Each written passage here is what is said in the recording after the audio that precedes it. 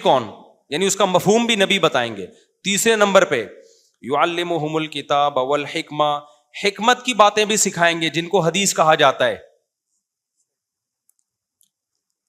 وہ بھی پڑھائیں گے نہیں بلکہ سکھائیں گے. سکھانا الگ ہے, پڑھانے کا مطلب پتہ ہے کیا ہوتا ہے؟ حدیث کی کتاب پکڑا دی, پڑھتے رہو بیٹھ کے. سکھانا یہ نہیں ہوتا. سکھانا ہوتا ہے پریکٹیکل لائف میں اس کو لانا. سکھانا یعلم کے الفاظ ہیں, تعلیم, وہ تعلیم الگ چیز ہے.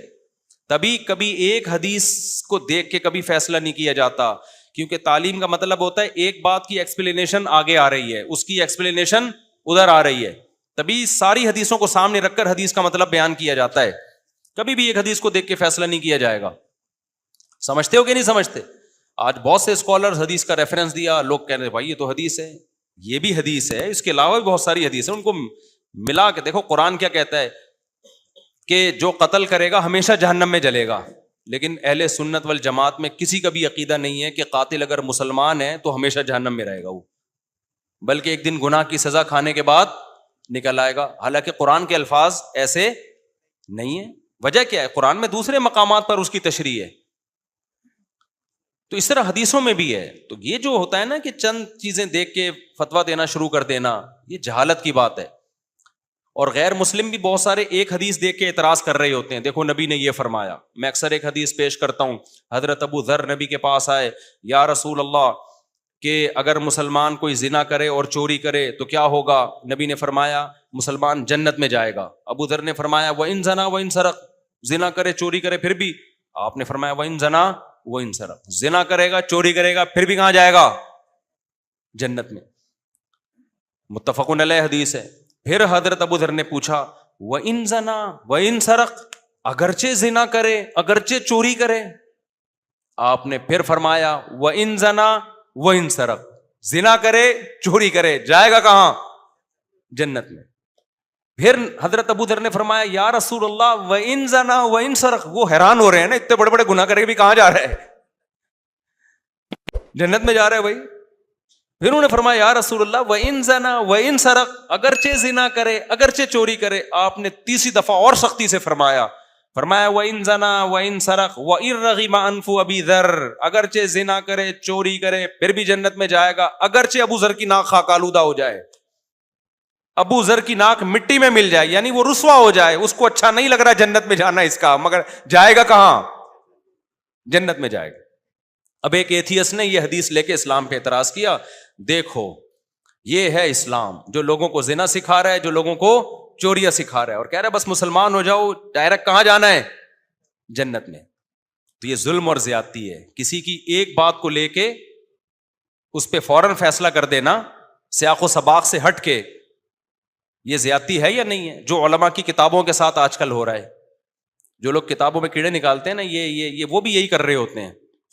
جن لوگوں کی ساری زندگی قبر پرستی کے خلاف گزری ہے ان کو قبر پرست کہا جا رہا ہے.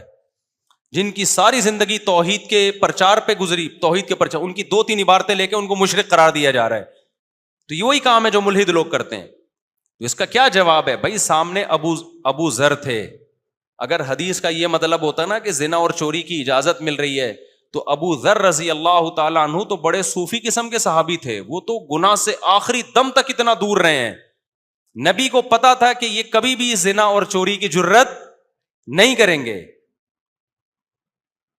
حدیث میں اس کا ذکر نہیں ہے, لیکن دیگر حدیثیں, اسلام میں زنا کی اجازت ہوتی تو زنا کی جتنی سخت سزا اسلام میں ہے کسی اور مذہب میں ہے؟ شادی شدہ زنا کرے رجم کرنے کا حکم, پتھروں سے مار کے ہلاک کر دو. کمارا زنا کرے چوک پہ کھڑا کر کے سورہ نور میں کیا ہے, کوڑے مارو 100 کوڑے اس کے.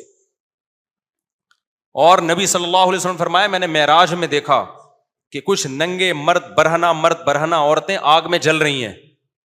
جب شعلے اوپر جاتے ہیں نا تو یہ بھی اوپر آتے ہیں. تو میں نے جبریل سے پوچھا یہ کون لوگ ہیں؟ فرمایا آپ کی امت کے زنا کرنے والے مرد اور زنا کرنے والی عورتیں. تو مسلمان زنا کرنے والے ہیں جن کو آگ میں جلایا جا رہا ہے. وَمَن يَفْعَلْ ذَلِكَ يَلْقَ أَثَامًا, قرآن کہتا ہے جو زنا کرے گا اور چوری کرے گا, جو زنا کرے گا اپنے جرم کی سزا, بہت بڑے جرم کی سزا ملے گی اس کو قیامت کے دن.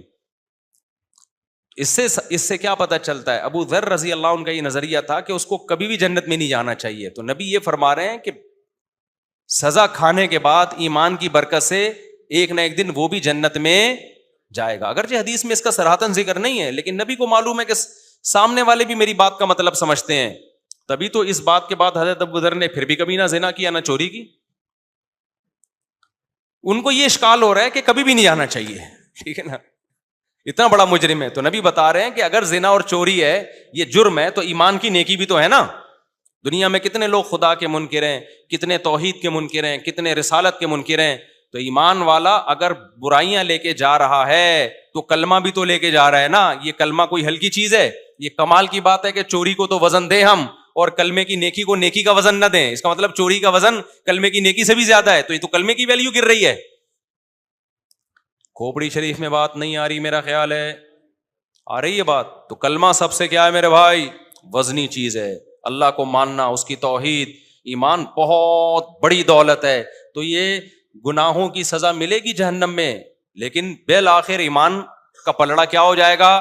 بھاری. یہ ایسی نیکی ہے جو اس کے گناہوں کو بالآخر کھا جائے گی. یہ مطلب نہیں ہے, ورنہ چوری اسلام میں اچھا عمل ہوتا یا کوئی مسئلہ ہی نہیں تھا تو چور کا ہاتھ کاٹنے کا حکم کیوں ہوتا؟ اتنی سخت سزا کسی اور مذہب میں ہے؟ دیکھو, جب انسان الٹا سوچتا ہے نا تو الٹا ہی سوچتا ہے, اچھا سوچتا ہے تو اچھا سوچتا. ہمارے ایک ریلیٹیو تھے, جب بھی میں چور کا ہاتھ کاٹنے کا ذکر کرتا ہوں مجھے دو واقعات یاد آتے ہیں. ایک افغانستان میں جب طالبان نے اعلان کیا کہ چور کا ہاتھ کاٹا جائے گا, پرانے وقتوں میں نا, جب پہلی جب حکومت آئی تھی, تو ہمارے اخباروں میں کارٹون آئے, ہمارے سیاسی لیڈر نے بیان دیا کہ ہم بھی چور کا ہاتھ کاٹیں گے. اگلے دن انہی کا ہاتھ کاٹ کے لوگوں نے لگایا ہوا تھا کہ اگر پاکستان میں چوروں کے ہاتھ کٹنا شروع ہو گئے تو کاٹنے والوں کے ہاتھ سب سے پہلے کٹنے کا خطرہ ہے. اس لیے پاکستان میں یہ سزا نافذ نہیں ہو سکتی. تو دوسرا یہ کہ وہ ہمارے ایک ریلیٹیو ہے, بڑے براڈ مائنڈیڈ قسم کے. ان کو بہت اشکال ہوتا تھا کہ یار یہ اسلام نے چور کا ہاتھ کیوں کاٹنے کو, کوڑے ووڑے لگا دیتے, تھپڑ چھپڑ لگا دیتے, اس کے جیل میں ڈال دیتے, 10 سال نہیں 20 سال جیل ڈال دو, ہاتھ تو کیا بیچارے گا یار, ٹھیک ہے نا. ان کو بڑا اشکال ہوتا تھا کہ اتنی سخت سزا کیوں ہے. یہ کیا ہے؟ منفی سوچ. لیکن جب ان کو تھوڑا اسٹڈی کی, اسلام کے اور بہت سارے حکام پڑھے, میں ان سے ملنے گیا, انہوں نے کہا یار میرے ذہن میں ایک بات آئی ہے کہ میں اس کو نیگیٹو لے کے کیوں جا رہا ہوں. میں یہ بھی تو سوچ سکتا ہوں کہ اسلام جرم سے اتنی نفرت کرتا ہے کہ کسی قیمت پہ بھی زمین پہ جرائم کو برداشت نہیں کرتا. دیکھو 2 منٹ میں نیگیٹو پازیٹو ہو گیا کہ نہیں ہو گیا؟ کہ یار اس کو ہم پازیٹو بھی تو لے جا سکتے ہیں. اسلام کہتا ہے بھائی جرم دیکھنا ہی نہیں, زمین پہ رہنا ہی نہیں ہے, کاٹو سالے کا ہاتھ, کم بخت چوری کرنے کے قابل بچے ہی نہیں دوبارہ. تو یہ بھی تو ہو سکتا ہے. ڈاکو کی سزا جتنی اسلام میں ہے اتنی دنیا میں کسی مذہب میں نہیں ہے. ہر سزا اسلام میں سخت نہیں ہے, یہ ذہن میں رکھو. بہت سی سزائیں نرم بھی ہیں, چند کوڑے مار کے چھوڑ دو بس. لیکن کچھ جرائم ایسے جن کی سزا بہت ہی سخت ہے, بہت زیادہ سخت سزا ہے ان کی. ان میں ایک ڈکیتی ہے کہ آپ نے گن پوائنٹ پہ دن دہاڑے کسی کو لوٹا, تو قرآن کیا کہتا ہے؟ اس کو چوک پہ لٹکاؤ اور سولی دو اس کو. جیسا گردن نہیں اڑائی جائے گی اس کی, برچھا سینے پہ مار کے گھمایا جائے گا اس کے. ہاتھ پاؤں کاٹے جائیں گے, ایک طرف سے ہاتھ ایک طرف سے پاؤں کاٹ کے چوک پہ لٹکاؤ. اسلام میں بند کمرے میں پھانسی کا کوئی تصور بولو نہیں ہے. بند کمرے میں نہیں, اسلام میں چوک پہ ہوتا ہے. جو بھی ہوتا ہے مارکیٹ میں ہوگا, تاکہ مارکیٹ میں جو لوگ ہیں ان کو عبرت حاصل ہو, ان کو پتا ہو کہ یہ انجام ہونے والا ہے. پھانسی گھاٹ میں جلاد جانے اور وہ جس پہ گزر رہی ہے وہ جانے. لوگوں کو تو لاش مل جاتی ہے, لوگ سمجھتے ہیں جیسے سب کا انا للہ ہوتا ہے, اس کا بھی انا للہ ہو گیا ہے. اس لیے اسلام میں چوک پہ جو ہوگا کیا ہوگا بھائی؟ چوک پہ. تو ڈاکو کی سزا کیا ہے بھائی؟